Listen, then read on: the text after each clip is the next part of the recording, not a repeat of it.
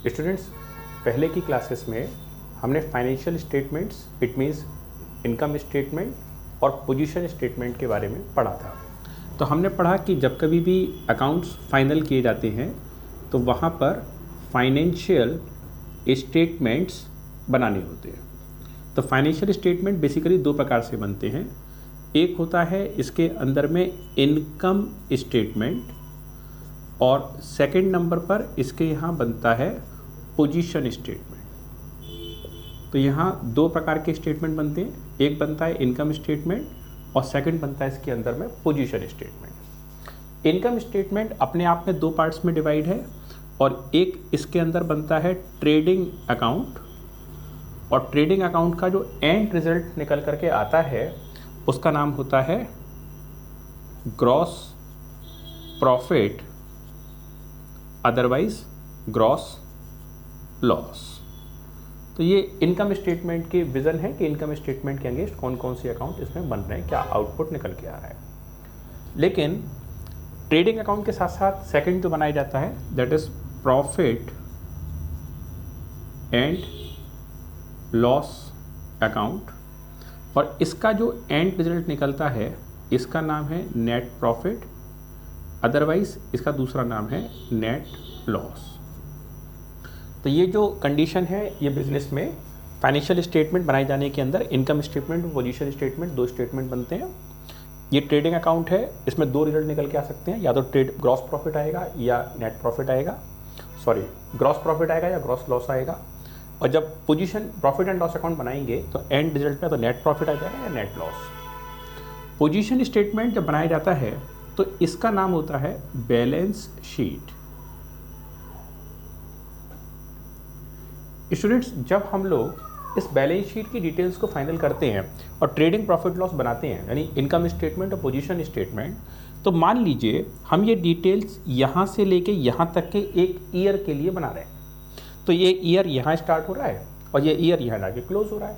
तो मान लीजिए ईयर का स्टार्टिंग डे है 1 अप्रैल 2019 और सपोज ये ईयर जाकर के क्लोज हो जाएगा 31 मार्च 2020। तो इस 12 महीने के लिए हमने ये अकाउंट स्टेटमेंट बनाया। तो दरअसल में ये जो इनकम स्टेटमेंट है दिस वन, तो ये जो इनकम स्टेटमेंट है उसका मतलब है कि ये डिटेल यहाँ से स्टार्ट होकर के ये पूरे के पूरे इस वाले 12 मंथ की डिटेल्स को डिटेल कर रहा है कि 12 मंथ्स में बिजनेस में कौन कौन से ट्रांजेक्शन्स हुए। तो दैट इज इनकम स्टेटमेंट। तो इनकम स्टेटमेंट में ट्रेडिंग प्रॉफिट लॉस दो चीज़ें बनती हैं। वो trading profit and loss account दो चीज़ों की वैल्यूज़ को डिजर्व करते हैं, मतलब 1 अप्रैल से लेकर 31 मार्च तक बिजनेस में कौन कौन से ट्रांजेक्शन्स कैसे कैसे परफॉर्म हुए। वाइल जब हम यहाँ पर पोजीशन स्टेटमेंट की बात करते हैं, बैलेंस शीट की बात करते हैं, तो ये केवल और केवल 1 डे इंफॉर्मेशन है। 1 डे का मतलब and date of accounting year only for 31 March. तो यहाँ सीखने की बात यह है स्टूडेंट्स कि ये जो इनकम स्टेटमेंट है trading and profit and loss account, ये पूरे 12 महीने की इन्फॉर्मेशन अपने आप में डिटेल करते हैं, रखते हैं, जबकि जो पोजीशन स्टेटमेंट होता है वो केवल 1 डे की इन्फॉर्मेशन रखता है, that is last day of accounting year. अब वो जो लास्ट डे है अकाउंटिंग ईयर का, वो लास्ट डे कभी भी हो सकता है। जैसे लास्ट डे वो हो सकता है 31 मार्च को या 31 दिसंबर को, या जो भी बिजनेस ने अपना बिजनेस का अकाउंटिंग ईयर का लास्ट डे सेलेक्ट करके रखा है। तो स्टूडेंट्स, यहाँ आपने बात समझा कि जब हम फाइनेंशियल स्टेटमेंट्स की बात करते हैं तो फाइनेंशियल स्टेटमेंट में दो चीज़ें खास बनती हैं, एक इनकम स्टेटमेंट, एक पोजीशन स्टेटमेंट। इनकम स्टेटमेंट दो पार्ट्स में डिवाइड है, ट्रेडिंग अकाउंट और profit and loss account. Trading account का एंड रिजल्ट ग्रॉस प्रॉफिट या ग्रॉस लॉस, और प्रॉफिट एंड लॉस अकाउंट का एंड रिजल्ट नेट प्रॉफिट या नेट लॉस। पोजीशन स्टेटमेंट में बनता है बैलेंस शीट और ये 1 डे का डिटेल यहाँ बन जाता है। जब हम लोग इस पूरे सीक्वेंस में पूरे 1 ईयर की बात करते हैं तो डे 1 से लेकर के 31 मार्च तक का जो डिटेल रखा हुआ है जिसको बोलते हैं for the year end date. तो for the year end date की डिटेल के अंदर में पूरे 12 महीने की इंफॉर्मेशन आ जाती है। कौन से स्टेटमेंट में? Income statement. लेकिन पोजीशन स्टेटमेंट 1 डे की इंफॉर्मेशन को बिलोंग करता है। ऐसा सब कुछ हम प्रीवियस वीडियो में पहले से पढ़ चुके थे। तो स्टूडेंट, इसके आगे अब एक खास चीज़ आने वाली है और इस खास चीज़ का नाम है हमारे पास में फाइनेंशियल अकाउंट्स के अंदर में की जाने वाली एडजस्टमेंट्स। तो अब बात यह कि फाइनेंशियल अकाउंट्स में एडजस्टमेंट कौन सी वाली आएंगी, कैसे आएंगी। जैसे कि आपने अभी 2 मिनट पहले इस बात को समझा कि जब कभी भी हम लोग इनकम स्टेटमेंट की बात करेंगे तो इस वाले स्टेटमेंट के अंदर में जो डिटेल्स यहाँ पोस्ट होनी है, डिटेल्स यहाँ लिखी जानी है, तो यहाँ हम हेडिंग लिख देंगे trading and profit and loss account और फिर लिखेंगे फॉर द ईयर एंडेड। अब जो फॉर द ईयर एंडेड है या फॉर द ईयर एंडेड, इस वाले ईयर के एंड डेट की डिटेल आ जाएगी। ये कौन सी डिटेल, कौन सी एंड डेट की बात चल रही है, तो वो एंड डेट जो ईयर एंडेड है ये सपोज 31 मार्च 2020 है। तो हम यहाँ लिख रहे हैं कि ये डिटेल्स जो इस अकाउंट में मार्क की गई हैं ये 31 मार्च 2020 को जो ईयर क्लोज हो जाएगा उस वाले ईयर की 1 साल की डिटेल इसमें है। लेकिन स्टूडेंट्स कई सारी बार ऐसा होता है कि जैसे ये वाला हमारा ईयर था जो कि स्टार्ट हो रहा था 1 अप्रैल 2019 से और क्लोज होगा 31 मार्च 2020 को, तो कई सारे रीज़न ऐसे हो जाते हैं जब हमारे पास जो डिटेल्स हैं, इंफॉर्मेशन है, जानकारी है, वो इंफॉर्मेशन होनी तो चाहिए पूरे 12 महीने की। हमने लिखा है फॉर द ईयर एंडेड, लेकिन जो जानकारी क्वेश्चन में दी गई है वो डिटेल अवेलेबल है सपोज फॉर शॉर्ट टर्म। इस इंफॉर्मेशन टाइमिंग के बारे में कोई जानकारी हमारे पास नहीं है। तो हम अकाउंटिंग रूल्स में ऊपर यहाँ लिख के चुके हैं कि इनकम स्टेटमेंट बना रहे हैं, ट्रेडिंग प्रॉफिट एंड लॉस बना रहे हैं और पूरे साल भर का बना रहे हैं। अब प्रॉब्लम की बात है कि हम तो ऊपर लिख दिए कि हम पूरे साल भर का अकाउंट बना रहे हैं, लेकिन जो इन्फॉर्मेशन क्वेश्चन में अवेलेबल कराई गई है वो इन्फॉर्मेशन ही कम समय की है। सपोज ये इन्फॉर्मेशन 10 महीने की है, 8 महीने की है, 9 महीने की है, 11 महीने की है, कम समय की है। तो अब हमें क्या करना है कि इसके अंदर में अब हमें इसके अंदर मार्किंग करनी है और इस मार्किंग का नाम, इस सिस्टम का नाम एडजस्टमेंट, और अब हम ये एडजस्टमेंट करेंगे ताकि ये इन्फॉर्मेशन को हम प्लस करके इस इन्फॉर्मेशन को पूरा कर सकें। हर हालत में जो इन्फॉर्मेशन इसमें लिखी जानी है वो 1 ईयर की डिटेल आएगी, वेदर पेड और अनपेड ये सेपरेट मैटर है, लेकिन हम जो इसमें खर्चा लिखेंगे, इनकम लिखेंगे, वो 1 साल का डिटेल इसके मार्क करेंगे।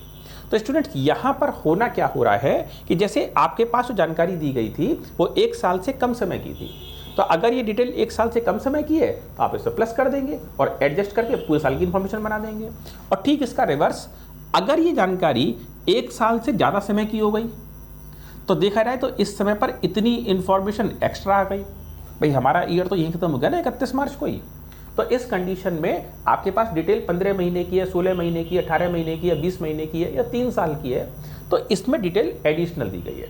तो इस एडिशनल इन्फॉर्मेशन को माइनस करके अब आप इसको एडजस्ट करेंगे। तो अल्टीमेट कहने की बात यह है कि अगर आप फाइनेंशियल स्टेटमेंट बनाओगे तो आपको फिगर्स को एडजस्ट करना पड़ेगा, और वो एडजस्टमेंट 2 प्रकार से होगा, या तो प्लस करके एडजस्ट होगा या फिगर माइनस करके एडजस्ट होगा।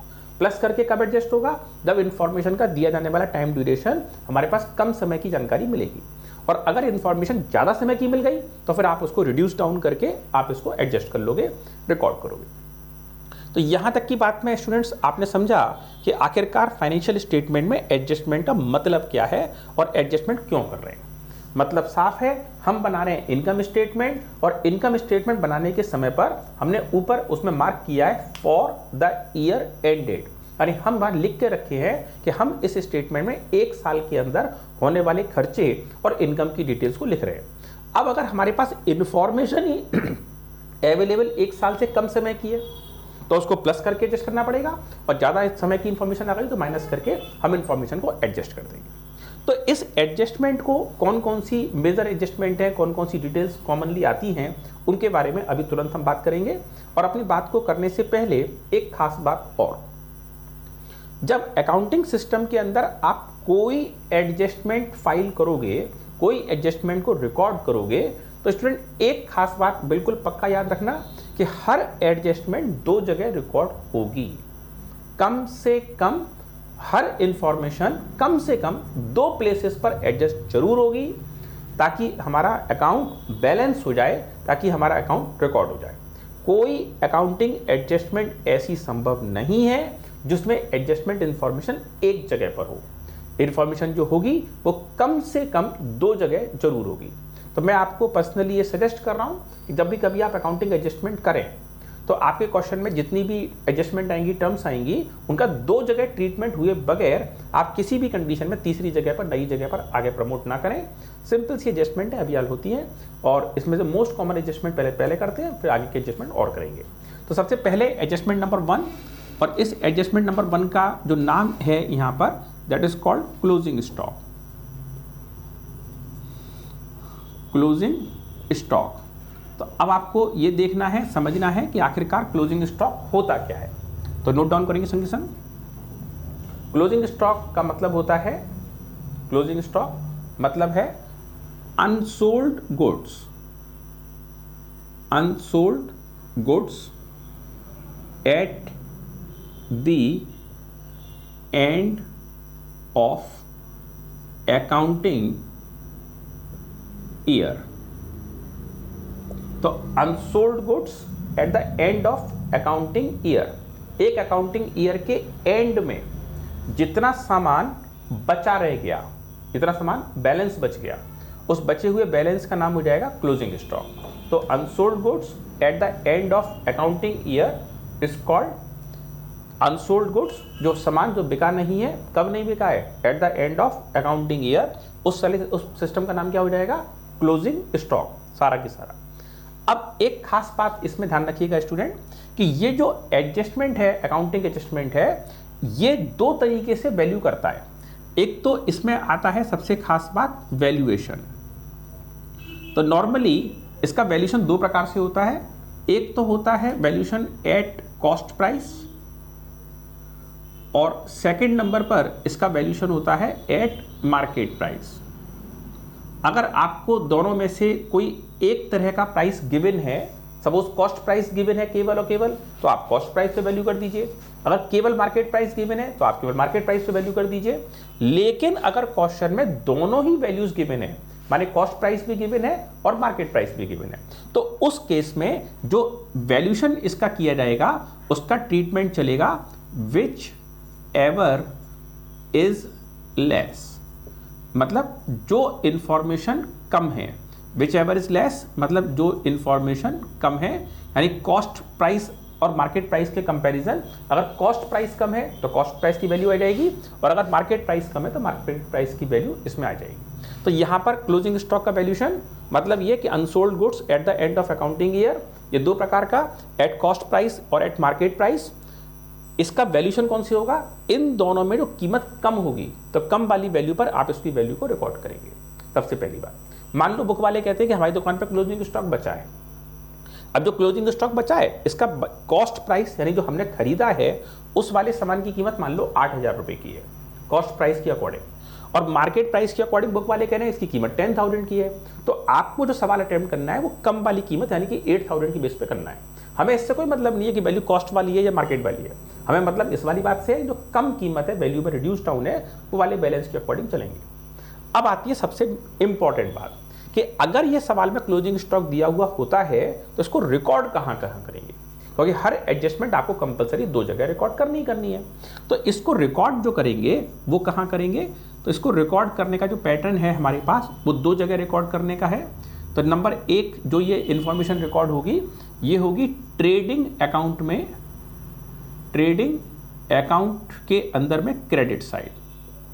तो ट्रेडिंग अकाउंट का क्रेडिट साइड यानी जो बाय वाला साइड है वहां पर जाकर के इसको एक जगह लिख देंगे कि ट्रेडिंग अकाउंट के अंदर में, जैसे एक होता था सेल्स, उसमें से माइनस कर देते थे सेल्स रिटर्न, तो उसी साइड में सेल्स रिटर्न के नीचे आ जाएगा क्लोजिंग स्टॉक। तो एक बार तो उसका वेरिएशन वहाँ हो गया, वहाँ लिख दिया। और सेकेंड टाइम इसको हम रिकॉर्ड करेंगे, अब वो जो रिकॉर्ड करेंगे सेकेंड प्लेस पर वो हम रिकॉर्ड करेंगे असेट साइड। तो ये इंफॉर्मेशन जो रिकॉर्ड हो गई सेकेंड टाइम असेट साइड में इंफॉर्मेशन रिकॉर्ड हो गई। स्टूडेंट्स अगर आप थोड़ा गौर से बात को समझेंगे तो इस ट्रांजेक्शन का इफेक्ट क्या निकला, तो एक बार तो इस ट्रांजेक्शन की वजह से हमारा क्रेडिट वाला बैलेंस था वो प्लस हो गया, क्योंकि हमने ट्रेडिंग अकाउंट के बाई साइड में पोस्टिंग कर दी, और सेकेंड टाइम हमने इसको असेट्स ब्लॉक में लिख दिया, तो हमारा इन्फॉर्मेशन का डेबिट साइड बैलेंस हो गया, तो हमारा साइड दोनों तरफ का बैलेंस इक्वलाइज हो गया। एक बार क्रेडिट बढ़ गया, एक बार डेबिट बढ़ गया, दोनों साइड हमारी अपने आप से इक्वल बन जाएंगी। तो ये एडजस्टमेंट नंबर 1 है, और इस एडजस्टमेंट नंबर 1 का नाम क्लोजिंग स्टॉक। तो क्लोजिंग स्टॉक मैंने आपको बताया क्लोजिंग स्टॉक होता क्या है। क्लोजिंग स्टॉक मतलब unsold goods at the end of accounting year. Her year के एंड पर जो बचा हुआ सामान है, बेचा नहीं जा सका, उस सामान का नाम क्लोजिंग स्टॉक। क्लोजिंग स्टॉक 2 प्रकार से वैल्यू होगा, एट कॉस्ट प्राइस और eight market price, which ever is less. तो इसमें रिकॉर्डिंग प्रोसीजर 2 प्रकार से चल रहा है, 2 प्लेसेस पे रिकॉर्डिंग होगी। एक बार ट्रेडिंग अकाउंट के बाई साइड में यानी क्रेडिट साइड में, और सेकंड टाइम एसेट साइड में पोस्टिंग होगी। इसका इन दोनों एंट्रीज की वजह से मैंने बताया, एक बार क्रेडिट बैलेंस प्लस हो जाएगा, एक बार डेबिट प्लस हो जाएगा, दोनों अकाउंट हमारे इक्वलाइज हो जाएंगे। तो ये एडजस्टमेंट नंबर 1 है closing stock. I think you get it. Second number पर हमारे पास में एक दूसरी एडजस्टमेंट इसके आगे अब आएगी, और इसकी बात अभी हम तुरंत करेंगे, और अब हम बात करेंगे एडजस्टमेंट नंबर 2 की। तो जो एडजस्टमेंट नंबर 2 है हमारे पास, ये दरअसल में आपको पहले 2 वाली समझने से पहले आपको एक दूसरी बात समझनी पड़ेगी। यहाँ एक्सपेंस, तो एक्सपेंसेस जो हैं, खर्चे जो हैं, इसको हम 2 कैटेगरीज में कैटेगराइज करते हैं बिजनेस के पॉइंट ऑफ व्यू से। तो बिजनेस में होने वाले खर्चे, बिजनेस में होने वाले एक्सपेंस 2 कैटेगरीज में है। नंबर 1 प्रकार का जो एक्सपेंस है, इसका नाम है outstanding, outstanding expense, outstanding expense. और दूसरे प्रकार का जो एक्सपेंस कैटेगरी है, इसका नाम है प्रीपेड एक्सपेंस। तो यहां एक्सपेंस 2 प्रकार के, यानी एक्सपेंस को 2 कैटेगरीज में कैटेगराइज किया गया है। और सही बात यह है कि जो आउटस्टैंडिंग एक्सपेंस है, ये एडजस्टमेंट नंबर 2 है, और जो प्रीपेड एक्सपेंस है, ये एडजस्टमेंट नंबर 3 है। हम यहीं के यहीं अभी इन दोनों को क्लियर करते हैं। तो स्टूडेंट, इस समय हम पढ़ रहे हैं एडजस्टमेंट, और एडजस्टमेंट के अंदर 2 कैटेगरीज पढ़ेंगे, यानी एडजस्टमेंट के अंदर पढ़ रहे हैं एक्सपेंस, और एक्सपेंस को 2 कैटेगरीज में कैटेगराइज कर दिया गया। एक है आउटस्टैंडिंग एक्सपेंस और दूसरा है प्रीपेड। आउटस्टैंडिंग का जो खर्चा है, एक्सपेंस है, इस एडजस्टमेंट का मतलब है वर्क, इसका जो मीनिंग है, मतलब है, इसका मीनिंग है work done by others, work done by others but amount not paid. Work done by others but amount not paid, हमारे द्वारा वर्क कर दिया गया है, एक्सपेंसेस हमारे लिए किसी ने वर्क कर दिया है, हमारे द्वारा नहीं, हमारे लिए किसी ने वर्क कर दिया है। हमने किसी पर्सन को बोला कि भाई ये हमारा ऑफिस है, क्या तुम इसको व्हाइट वॉश कर दोगे? तो पर्सन कह रहा है हाँ साहब मैं व्हाइट वॉश कर दूंगा, और व्हाइट वॉश करने के लिए मैं खर्चे के नाम पर 4000 रुपये आपसे लूंगा। हमने कहा ठीक है तुम व्हाइट वॉश करो। पर्सन को अभी हमने कुछ भी नहीं दिया है, और पर्सन ने हमारे लिए ऑफिस व्हाइट वॉश कर दिया, तो उस पर्सन ने तो अपना वर्क कर दिया, हमने अभी उसको 4000 रुपये पे नहीं किए हैं। तो इस पेमेंट का नाम जो बन जाएगा हमारे पास में, that is called outstanding expense. तो आउटस्टैंडिंग एक्सपेंस का मतलब है वर्क डन बाय अदर्स, दूसरे लोगों ने हमारे लिए काम पूरा कर दिया, लेकिन अभी भी हमने उसका अमाउंट पे नहीं किया है, तो ये आउटस्टैंडिंग है। हिंदी में इस बात का मतलब है कि अमाउंट देना बाकी है, हमारी तरफ से पेमेंट किया जाना, बैलेंस है, पेमेंट किया जाना बाकी है। तो ये तो हो गया इसका मीनिंग। अब इस मीनिंग के बाद बात आती है कि इसको रिकॉर्ड कहाँ करेंगे। तो जैसे मैंने आपको बताया कि हर इन्फॉर्मेशन 2 जगह रिकॉर्ड होती है, इसकी रिकॉर्डिंग कहाँ कहाँ होगी, तो इसकी रिकॉर्डिंग के भी 2 प्लेस होंगे। तो नंबर 1 जो प्लेस इसका बनेगा वो है ट्रेडिंग और प्रॉफिट एंड लॉस अकाउंट। तो जो ट्रेडिंग प्रॉफिट लॉस में से कोई सा भी अकाउंट हो सकता है, ट्रेडिंग का हो सकता है, प्रॉफिट हो सकता है, इसमें लिखेंगे in trading and profit and loss account add with concern item head. In trading and profit and loss account add with concern item head, मतलब ये हुआ कि इन्होंने कहा रेंट आउटस्टैंडिंग है, किराया रेंट का देना बाकी है, तो रेंट आउटस्टैंडिंग है। तो अब हम क्या करेंगे कि जो रेंट वाली कीमत होगी उसमें इसकी वैल्यू को प्लस कर देंगे, क्योंकि रेंट आउटस्टैंडिंग है। उन्होंने कहा सैलरी आउटस्टैंडिंग है, तो नॉर्मल कंडीशन में सैलरी कहाँ लिखी जाती है? प्रॉफिट एंड लॉस अकाउंट में। तो प्रॉफिट एंड लॉस अकाउंट में जाकर के सैलरी के ब्लॉक में जाकर के इस वैल्यू को प्लस कर देंगे।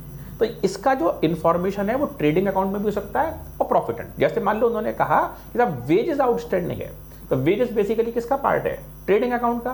तो ट्रेडिंग अकाउंट में जाकर के वेजेस में जाकर के प्लस कर देंगे। उन्होंने कहा सैलरी आउटस्टैंडिंग है, तो सैलरी किस चीज का पार्ट है? प्रॉफिट एंड लॉस का, तो प्रॉफिट एंड लॉस में जाके प्लस कर देंगे। कुल मिला के कहने की बात यह कि इसका जो एडजस्टमेंट हेड है वो दोनों में से कहीं भी हो सकता है, ट्रेडिंग में भी हो सकता है, प्रॉफिट एंड लॉस में भी हो सकता है। और ये तो हो गया फर्स्ट प्लेस ऑफ रिकॉर्डिंग। अब सेकंड प्लेस ऑफ रिकॉर्डिंग कहां पर होगा? तो ये पैसे बिजनेस की तरफ से पेमेंट करने को बाकी हैं, तो फिर ये पैसे हमारे लिए लायबिलिटी वाली बात या असेट्स वाली बात? लायबिलिटीज बन जाएगी, क्योंकि हमको ये पैसा देने को बाकी है।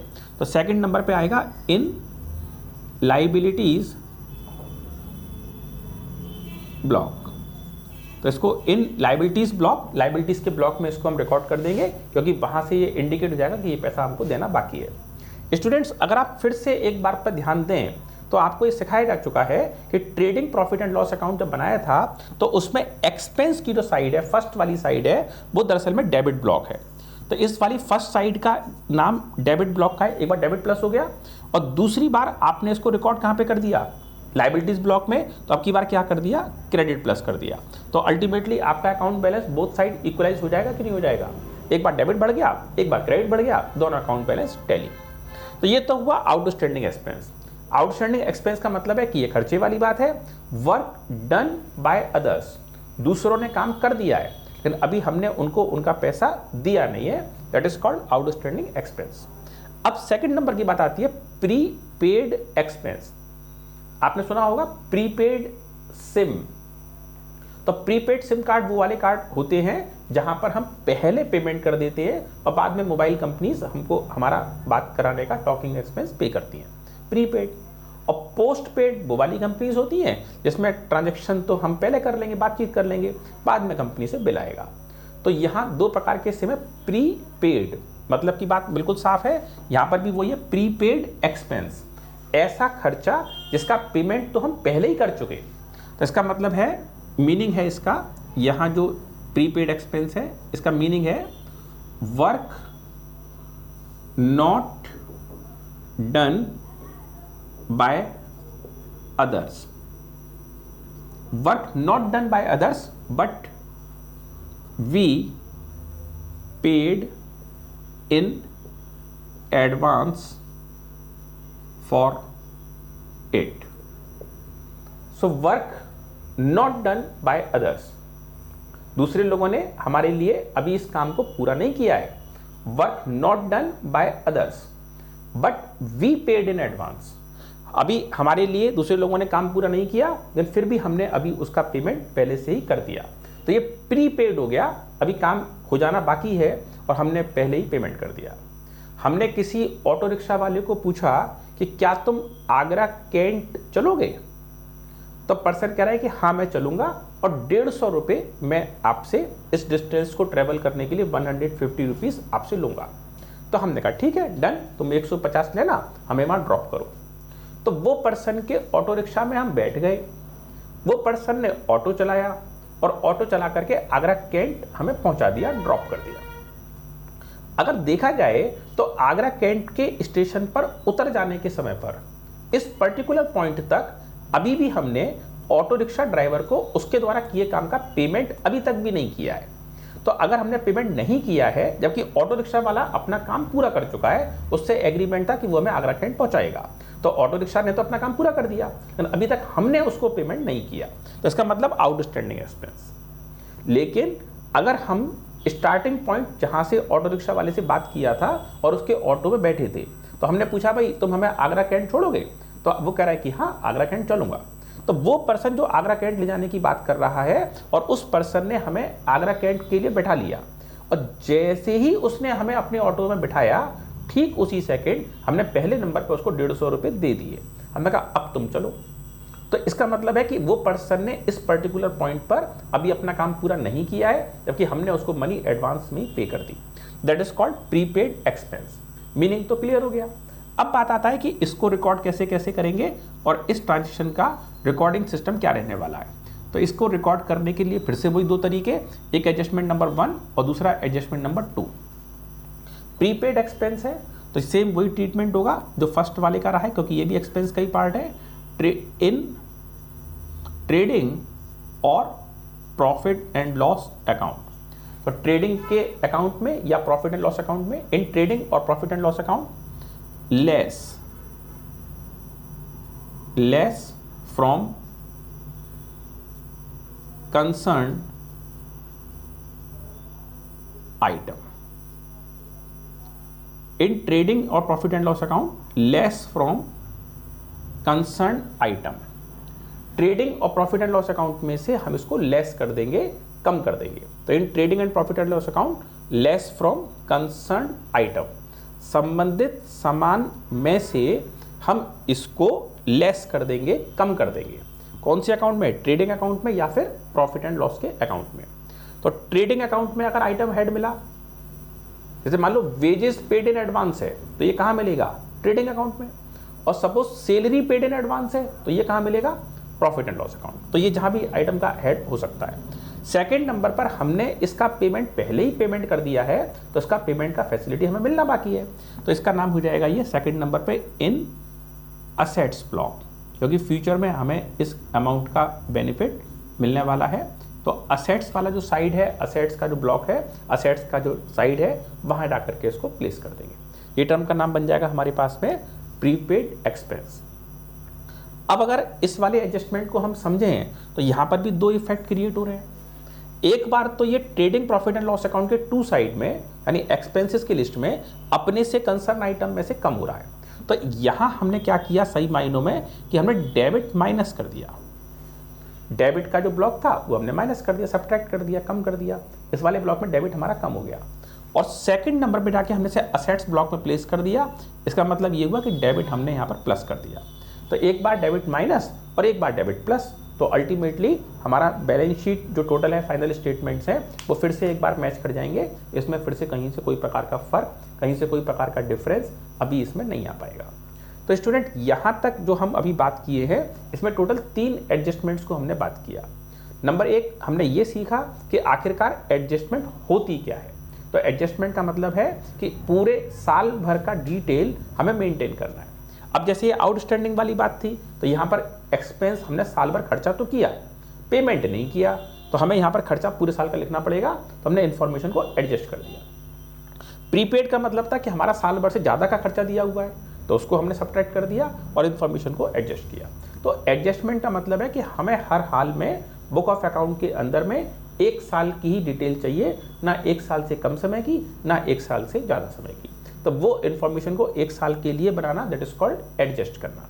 तो एडजस्टमेंट में हमने यहाँ 3 प्रकार की एडजस्टमेंट पढ़ी। Number 1 closing stock. Closing stock का जो मीनिंग था, उसका मतलब था unsold goods at the end of accounting year. साल भर के एंड में ऐसा कितना सामान है जो बच गया और वो तक अभी हमने बेचा नहीं, तो जो हम बेच नहीं पाए वो अनसोल्ड गुड्स है, और उसको eight the end of accounting year हम रिकॉर्ड कर रहे हैं, तो वो हमारा क्लोजिंग स्टॉक की कैटेगरी में आ जाएगा। क्लोजिंग स्टॉक में जो हम यहाँ इंफॉर्मेशन को रिकॉर्ड करते हैं, उसमें क्लोजिंग स्टॉक जैसे रिकॉर्ड होगा तो उसकी कॉस्ट प्राइस और मार्केट प्राइस जो भी दोनों में कम है, तो कम वाली वैल्यू पर आप क्लोजिंग स्टॉक को वैल्यू करोगे। सेकेंड नंबर पर इसमें आएगा दैट इज कॉल्ड एक्सपेंस। तो दरअसल में एक्सपेंस की 2 एडजस्टमेंट है, one is outstanding and second is prepaid. ये दोनों को अभी हमने एक्सप्लेन किया। तो ठीक है स्टूडेंट, इस वाली वीडियो में अभी हम इतना ही रखेंगे, फिर आगे का नेक्स्ट का जो इसका कंटेंट है वो इसकी आगे की वीडियो में और आ जाएगा और तुरंत ही आ जाएगा, इसलिए आप इसको कंटिन्यूशन में देख सकते हैं, तो काम आगे बनता रहेगा। कोई भी स्टूडेंट अपनी एंटायर लाइफ में कॉमर्स एजुकेशन में कितना सीखेगा वो डिपेंड करता है कि उसको फाइनेंशियल स्टेटमेंट विद एडजस्टमेंट और साथ में जनरल एंट्रीज उसको कितने क्लियर हैं। अगर ये दोनों कॉन्सेप्ट उसको क्लियर है तो उसको अकाउंट्स, इवन आगे की क्लासेस में business studies, economics, taxation, finance, बहुत सारी चीज़ें उसको समझ बनेंगी। लेकिन अगर उसको फंडामेंटल्स और फाइनेंशियल एडजस्टमेंट बेसिक्स नहीं क्लियर हो पा रहे हैं, तो निश्चित रूप से प्रॉब्लम का टॉपिक है और बहुत बहुत ज़्यादा चांस है कि स्टूडेंट थोड़े ही समय में आगे की पढ़ाई को छोड़ देगा, क्योंकि वो उसके बस की बात नहीं रहेगी। तो ये बहुत ज़रूरी है कि आप इस टॉपिक को ध्यान से समझें। मैं आपको संग संग हर एडजस्टमेंट का इफेक्ट बता रहा हूँ, इस बात का मैथमेटिकल इफेक्ट कहाँ कहाँ पड़ रहा है और क्या इससे हमारा सिस्टम ओरिजिनली इक्वलाइज हो जा पा रहा है, तो ये कैसे हमारा अकाउंट मेंटेन हो रहा है वो संग संग मैंने आपको बताया। मैंने लगातार आप लोगों से इस बात के लिए रिक्वेस्ट किया है कि आप वीडियोस को लगातार दूसरे फ्रेंड्स के साथ फॉरवर्ड कीजिए, शेयर कीजिए, ताकि ये जानकारी दूसरे लोगों को मिले और जो बुक्स नहीं है जिनके पास भी, वो लोग भी इस इन्फॉर्मेशन को शेयर कर सकें, काम चला सकें। Thanks students for watching this video.